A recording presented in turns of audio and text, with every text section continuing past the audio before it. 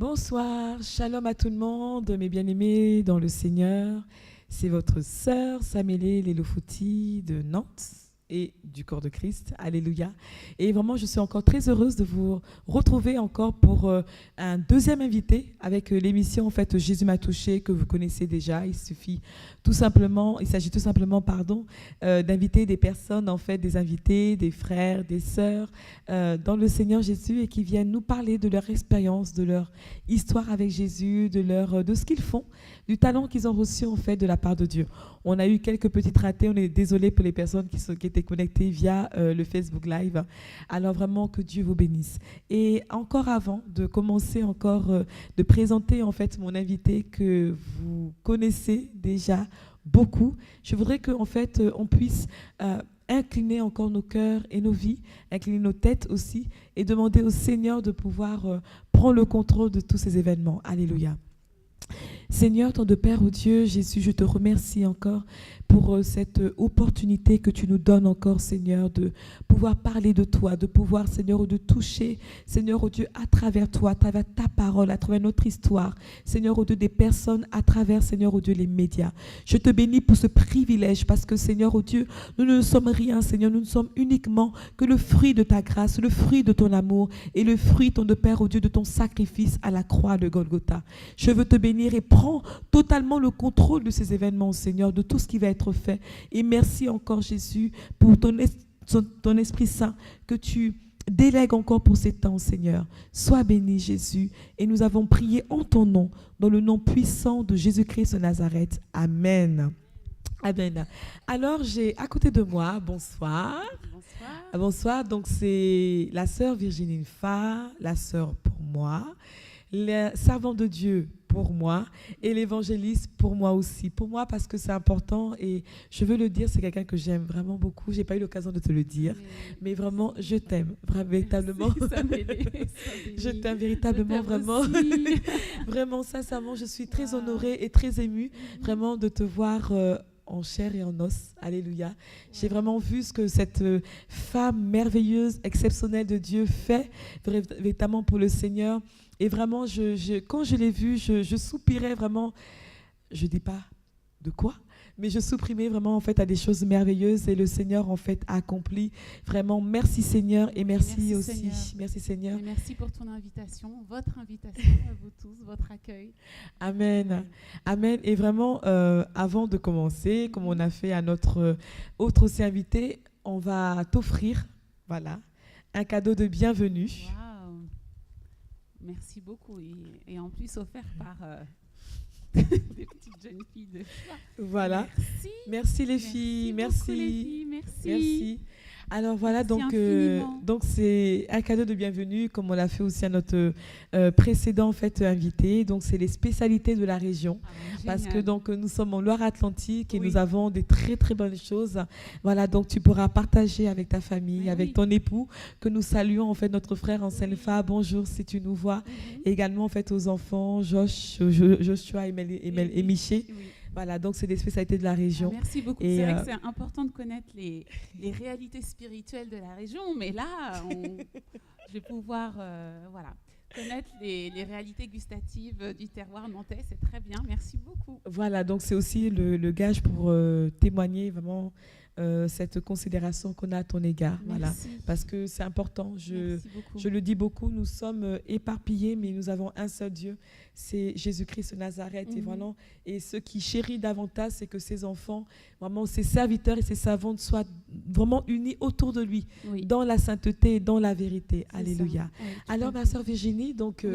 pour celles qui ne la connaissent, pour ceux et celles qui ne la connaissent pas, donc tu habites en région parisienne. Tout à donc fait, tu es maman, c'est important de le dire, donc tu es mariée. Alléluia, notre frère Anselfa qui fait un travail remarquable vraiment dans le domaine des médias. Oui, tout à fait. Voilà, de médias en fait vraiment pour propager l'évangile en fait de Christ à travers également en fait les nations. Et tu as également en fait un très beau ministère. Voilà, elle aura l'occasion de pouvoir, dans les minutes qui suivent, vous en parler. Voilà, donc c'est vraiment un ministère en fait prophétique au niveau notamment de la danse et de l'enseignement. Donc elle va en parler un peu, voilà, en fait en détail. Voilà, donc je voudrais vraiment poser en fait la première question, en fait à savoir qui est Virginie Fa. Très bien. Quel est son parcours? Oui. Alors, merci beaucoup de me laisser la parole. Je suis... c'est qui est Virginie Elba? C'est vrai que c'est large, mais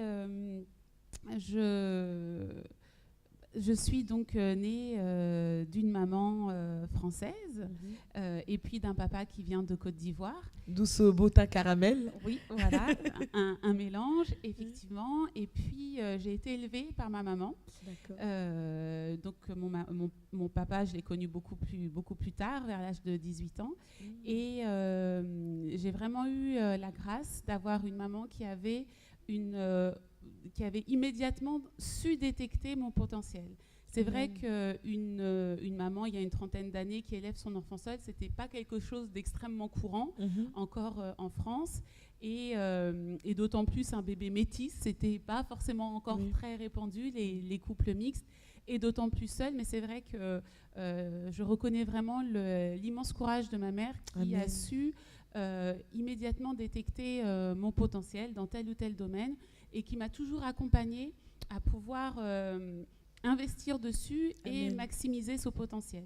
Donc c'est vraiment quelque chose qui a été fort dans ma vie, parce que ça m'a permis, moi aussi, après dans ma vie en Christ, de savoir rapidement détecter là où je devais m'investir, là où j'étais appelée. Et surtout, je savais assez spontanément, assez naturellement avoir une certaine discipline. Donc ça, c'est vrai que ma maman a joué un grand rôle dans mon éducation et aussi, d'une certaine façon, dans mon éducation spirituelle, puisque elle avait à cœur de sensibiliser vraiment en tout cas à tout ce qui était lié à la chrétienté, puisque j'étais en école catholique et puis je faisais le caté, etc. Bien que ce n'était pas comme une révélation pour moi, mais en tout cas, ça m'a permis de grandir avec une certaine éducation liée aux valeurs chrétiennes. Et ça, je pense que c'était de bonnes semences. Et puis, j'ai continué à grandir et je me suis passionnée pour les arts du cirque. Ça a vraiment été ma grande passion. Et donc, je m'y suis consacrée avec beaucoup de passion. Et liée à ces arts-là, j'ai pu après développer d'autres compétences, notamment faire des cascades pour le cinéma. Enfin, c'était vraiment tout un milieu qui me passionnait. Et en parallèle, il y avait aussi le chant. Et la danse était déjà là, effectivement, mais la danse, pour moi, était un outil pour être meilleure dans ma discipline, qui était l'acrobatie à cheval. D'accord. Donc la danse n'était pas encore comme mon point fort, mais c'était là, puisque c'était là pour nourrir, en fait, mon entraînement quotidien. D'accord. Voilà. Mais dis donc, voilà, donc c'est vrai que ce qui est intéressant, c'est que dans ce que tu fais en fait actuellement, il y avait déjà en fait une base en fait. Oui, tout à fait. Et je pense que le Seigneur s'est appuyé aussi. Voilà. C'est ça. Mais ce que tu dis, c'est très intéressant, parce que je pense que c'est à peu près ce qui se passe dans la vie de chacun. Quand on est capable de faire une véritable rétrospective, on voit que non seulement Dieu était là depuis le début, Amen, qui nous a conduits depuis le début, et que sa providence, par sa divine providence, il y avait toujours une façon, un chemin par lequel il pouvait nous parler ou nous sensibiliser à lui d'une façon ou d'une autre. Mais c'est vrai que par rapport au chemin de vie, je pense qu'on est tous capables de dire que oui, il y avait déjà, je me souviens, j'avais un rêve, un jour j'avais envie de... Et ça, c'est déjà une semence de Dieu dans le cœur. Alors, l'aspect artistique, effectivement, c'était toujours là, très fort. Et lorsque j'ai donné ma vie à Christ, j'ai trouvé ça merveilleux de trouver une église qui pouvait, quand je dis une église, c'est-à-dire le corps du Christ avec un grand E, dans lequel il était possible de pouvoir exprimer sa foi au travers du domaine créatif. Et c'est vrai que dans l'église évangélique, pour moi qui était une totale découverte, puisque j'étais surtout dans un milieu catholique, le fait de découvrir tout cela, ça a été une profonde révélation, et surtout le sentiment de me retrouver avec ce que j'aimais faire, avec ce que je savais faire, avec ce qui était mon point fort, plus ma foi, et en plus dans une dimension assez dynamique avec des jeunes. Donc voilà. Amen, amen. Vraiment, c'est quelque chose de très, très édifiant. Voilà, je ne sais pas si vous êtes édifiés en fait comme moi, mais je trouve ça, le partage de notre sœur Virginie Favre vraiment riche, vraiment d'expérience. Alors, je voudrais que ma sœur, que tu puisses venir, voilà, donc à ce domaine-là. Donc, avant de préparer un peu l'émission, quand on avait un peu des échanges, je disais en fait à l'évangéliste que le domaine de la danse est un domaine en fait peu connu, voilà. Car dit même dans certaines régions, très méconnu, qui fait peur. Voilà, donc on ne sait pas forcément en fait pour certains ce que c'est. Est-ce que c'est un spectacle? Voilà, comment est-ce qu'il faut faire? Est-ce qu'il faut avoir des bases dans ce classique? On ne sait pas exactement.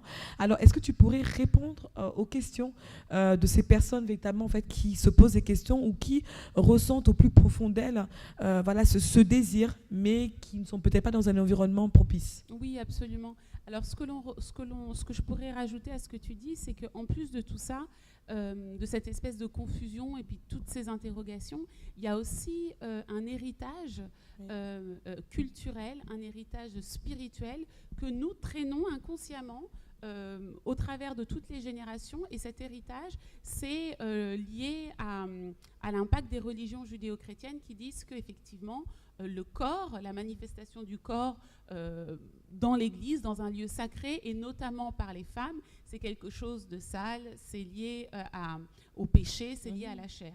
Or, comme je pouvais l'expliquer tout à l'heure, c'est important de réaliser que avant même de parler de danse, il faut d'abord commencer à parler de mouvement. Amen. Parce que lorsque l'on condamne la danse, on condamne d'abord le mouvement, on condamne simplement la vie, la manifestation de la vie. Et on est tous d'accord pour dire que de façon complètement innée, un enfant, un tout petit enfant, lorsqu'on lui met de la musique, où il se met à danser. Nous-mêmes, lorsque nous nous exprimons, lorsque nous manifestons notre joie, mais aussi notre tristesse, notre corps parle et notre corps s'exprime.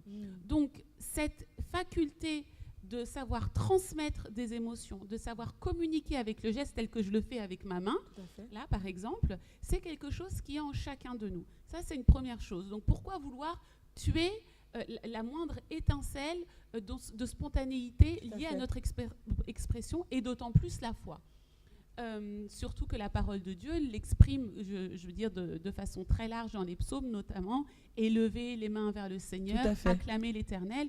Donc pourquoi vouloir, encore une fois, morceler la parole, prendre uniquement ce qui nous convient et puis laisser tout le reste. Donc c'est vrai qu'avec ce domaine de la danse, on vient aussi chahuter ces forteresses de raisonnement qu'on nous a léguées. On vient aussi briser des autels comme ça de religiosité qui nous ont été légués. Donc c'est un grand travail, et c'est vrai que c'est un travail que je fais avec d'autres, parce que je ne suis pas seule en France à travailler là-dessus, depuis de nombreuses années, à vouloir éduquer les gens rien qu'au mouvement, rien que de dire que oui, c'est OK, c'est tout à fait biblique de pouvoir rien que se mouvoir dans la présence de Dieu. Amen. Et le verset phare qui nous ramène justement à cette identité du mouvement, c'est le premier verset de la parole de Dieu qui nous rappelle que avant d'avoir créé toute chose au commencement, l'Esprit de Dieu se mouvait au-dessus des eaux, au-dessus des ténèbres. Alors il est en train de se mouvoir, mais les ténèbres, les eaux, c'est un environnement défavorable. C'est un environnement vide, un environnement informe, tel que nous le dit la parole. Nous sommes dans un monde vide, nous sommes plantés dans un monde informe, et nous pouvons nous mouvoir. Et comme le Seigneur, puisque nous sommes faits à son image, avec son identité divine en nous, nous sommes capables de nous mouvoir afin de pouvoir créer. Parce que si le Seigneur nous a mis sur la terre, s'il nous a touchés, c'est pour pouvoir changer les choses. Amen. Donc changer ce vide en quelque chose de rempli, et changer cet informe avec des belles formes, avec la beauté de Dieu. Donc notre mouvement, au contraire, il produit du fruit.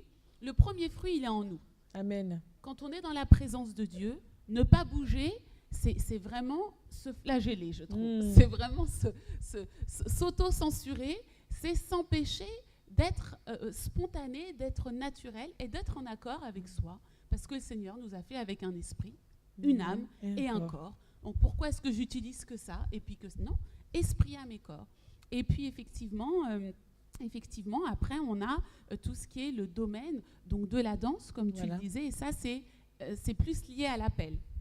D'accord, waouh. Excuse-moi, j'ai beaucoup parlé. Non, mais non. Oui, Non. j'aime mon domaine. Oui, non, mais c'est ça, non, mais c'est important de pouvoir en fait éclaircir tous ces points parce que je parle en fait en témoignage, je t'ai vu faire et je n'ai pas, déjà, ce qui m'a touchée, je tiens à te le dire, c'est ta tenue vestimentaire. Elle m'a impressionnée parce que j'ai vu beaucoup de décence. Ça, je le parle vraiment en fait avec émotion parce que c'est quelque chose parce que c'est vrai que il y a beaucoup de gestes, vraiment il y a beaucoup d'amplitude et tout ça. Et c'est vrai que la tenue vestimentaire, voilà, je voudrais que tu puisses aussi en parler de ça parce que peut-être pour ceux on y travaille, hein. Moi la première aussi, on y travaille aussi à l'intérieur, mais pour effectivement que ça ne puisse pas, voilà, on n'associe pas ça à de la sensualité, voilà. Et j'étais vraiment impressionnée. J'ai trouvé impressionnée parce que toutes les mimiques étaient comme une sorte de poésie, comme une sorte de lettre qui était vraiment érigée en fait vers Dieu, et j'ai vraiment trouvé ça formidable, vraiment. Amen. Alors, je me réjouis que tu aies effectivement remarqué cette tenue parce que c'est un point important. Tout à l'heure, nous parlions de cette association qui a été faite entre le corps et le péché, la chair, tout ce qu'il y a à condamner. Alors, effectivement aussi, il faut réaliser qu'il y a une danse qui est consacrée à l'Éternel, et il y a une danse qui est détournée par le diable. D'accord. Ça, c'est une réalité. Donc, pour cela, c'est facile à voir dans le monde l'impact de toutes les danses extrêmement sensuelles, mais avec une connotation d'autant plus sexuelle, qui impactent l'inconscient de toute une jeunesse qui elle-même va grandir avec ce bagage-là et qui produira un fruit elle-même sur la génération à venir. Donc c'est une corruption des mœurs, c'est une corruption du mouvement divin de l'homme, placé en l'homme, et c'est une corruption même, je veux dire, au plus profond de l'identité du mouvement de l'être humain. Donc maintenant, c'est vrai qu'on voit des enfants qui, naturellement, sur des rythmes un petit peu entraînants, vont avoir des attitudes très sexuées presque des attitudes d'adultes. Donc on voit là qu'il y a eu un vol, qu'il y a eu une corruption de cette danse-là. Alors, notre danse, elle s'adresse au Seigneur. Amen. C'est-à-dire que ça va plus loin que simplement le fait d'avoir à cœur de nous exprimer ou d'exprimer à Dieu notre foi ou notre cœur. Ça, je dirais que c'est la première étape. Ça, c'est vraiment le rôle de tout adorateur. Tout adorateur, c'est que « Seigneur, je te loue, je t'adore », et puis certains chantent et certains dansent. On s'exprime par le mouvement. Mais lorsque l'on parle de ce que l'on veut appeler ministère, il faut réaliser qu'il faut qu'il y ait un impact. Amen. Et qu'on est dans une dimension d'édification. Donc, tout ministère qui doit édifier, doit impacter et doit avoir comme focus de toucher des cœurs et de produire du fruit de façon consistante et de façon concrète. Sinon, ça reste une activité ou une expression qui fait du bien à la personne qui la pratique. Bien sûr. Mais lorsque l'on parle de la dimension du ministère, on se doit de réaliser que c'est un service. Donc Amen. Le cœur du danseur n'est pas là simplement pour passer un bon moment dans l'adoration avec son Dieu, mais à ce moment-là, il se fait outil, il se met au service, au même titre que les chantres, les musiciens ou les différents responsables de l'Église, au bénéfice du peuple. Donc, on est devant un peuple on est exposé devant ce peuple-là. Et notre désir, au travers de cette danse, va être avec des mouvements vraiment inspirés, non pas de nous montrer nous-mêmes. Amen. Il ne s'agit plus de montrer moi mes sentiments ou moi ce que je pense de Dieu. Il s'agit de laisser Dieu s'exprimer au travers de nous afin que le peuple puisse voir Dieu en nous. C'est vraiment différent comme attitude. Et ça dépend vraiment du cœur du danseur, en fait. Donc, encore une fois, effectivement, ça demande une certaine consécration et une certaine écoute et aussi un renoncement à soi-même, puisque là, notre danse n'est plus pour nous-mêmes. Notre danse ne va plus se qualifier à la hauteur de notre jambe qui monte jusqu'au nez ou à la hauteur de la prouesse, mais elle va se qualifier à cause du sel que l'on va apporter à l'atmosphère et la façon dont l'onction va pouvoir se répandre sur le peuple. Encore une fois, le danseur, c'est un lévite, au même titre que les autres serviteurs, vraiment au même titre que les autres serviteurs. On a tendance à le mépriser, on ne sait pas encore dans les églises comment organiser ça.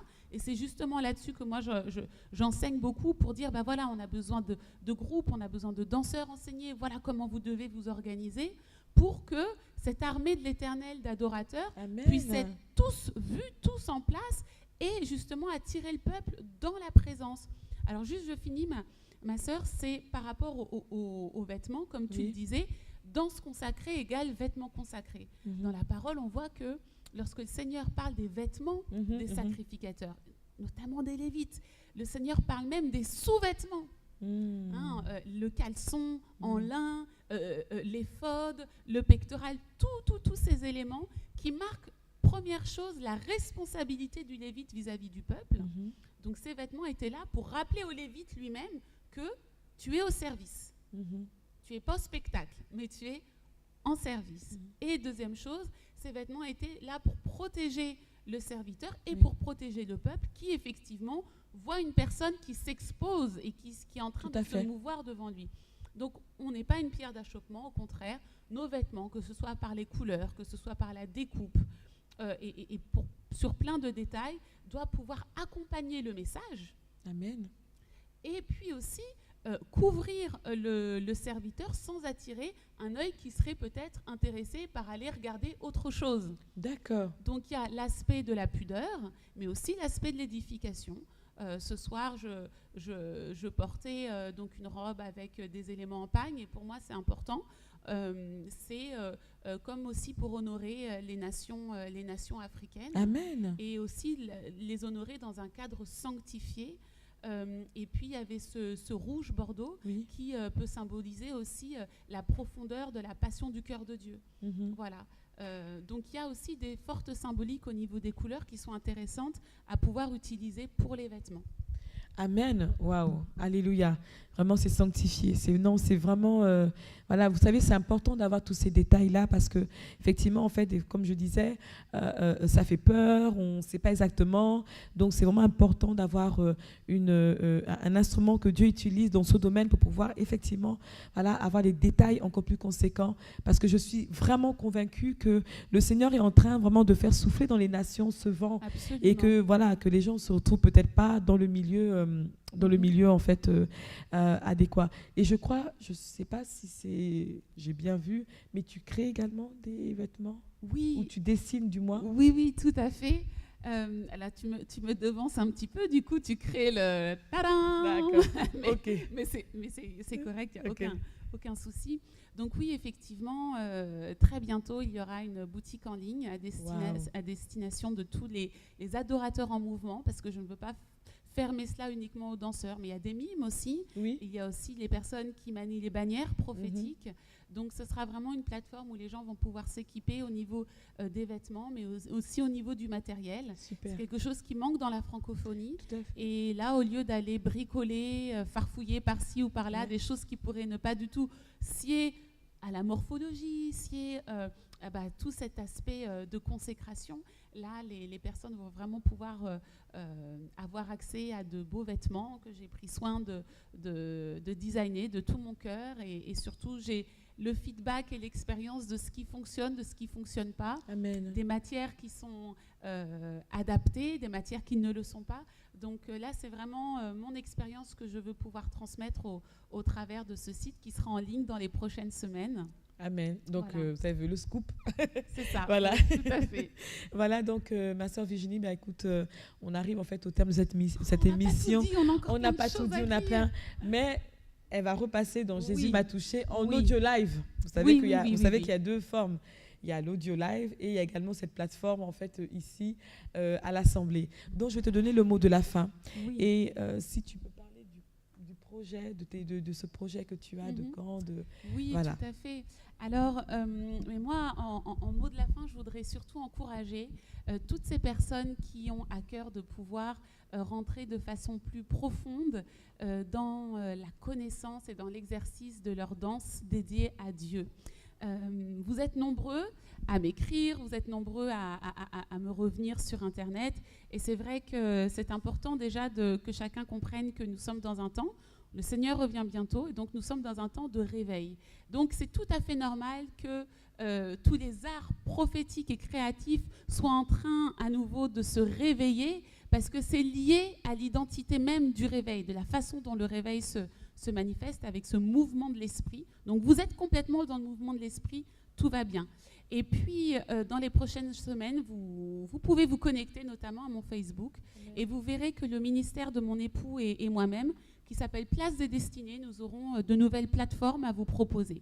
Alors Place des Destinées, c'est une grande vision puisque Place des Destinées s'attache à 3 pôles importants pour nous, les arts créatifs prophétiques, les médias et puis l'humanitaire.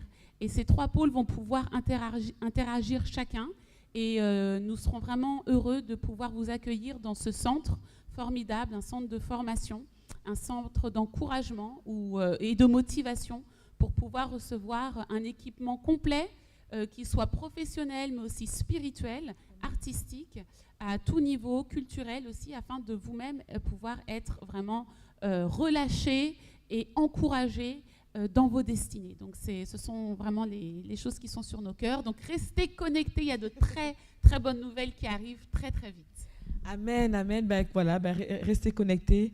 Donc, merci beaucoup. Vraiment, mes salutations à toute ta famille. Oui. Et reviens quand tu veux. Voilà. Avec joie. Reviens quand tu veux, c'est ta famille. Alléluia. C'est ma maison. Ça y est. Voilà, c'est ta maison, adoptée. Voilà, donc je vais te laisser vraiment terminer par la prière. Oui. Alléluia. Merci Seigneur. Ah Jésus, Seigneur, merci parce que c'est toujours une joie d'avoir l'occasion d'échanger te concernant, Seigneur. Et parler de toi nous rend heureux, parler de toi nous encourage, nous édifie, Seigneur, nous épanouit. Et Seigneur, dans le nom de Jésus, j'aimerais que tu puisses bénir ce ministère, Seigneur, ce ministère de Nantes pour Christ, Seigneur, et les responsables, afin que tu puisses continuer à les fortifier dans la vision, Seigneur éternel, de cette propagation de l'Évangile, Seigneur, mais aussi de ce qu'ils ont à cœur de travailler dans l'unité du corps de Christ. C'est tellement riche et tellement important.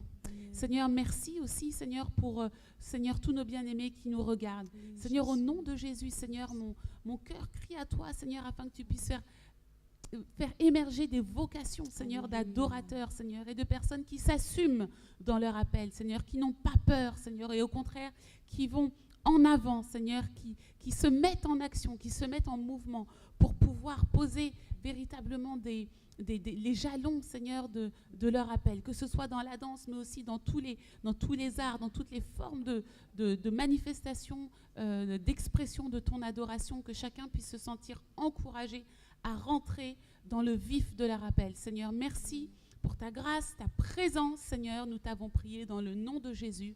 Amen. Amen, amen, amen. Alléluia. Merci beaucoup. Amen. Merci à tous. Merci à tous. Et vraiment, voilà, donc c'était l'évangéliste Virginie Fa et la sœur Samuel et Lélo dont Jésus m'a touché. Alléluia. Donc, ciao, ciao, que Dieu vous bénisse et à une prochaine fois. Bientôt. Au revoir.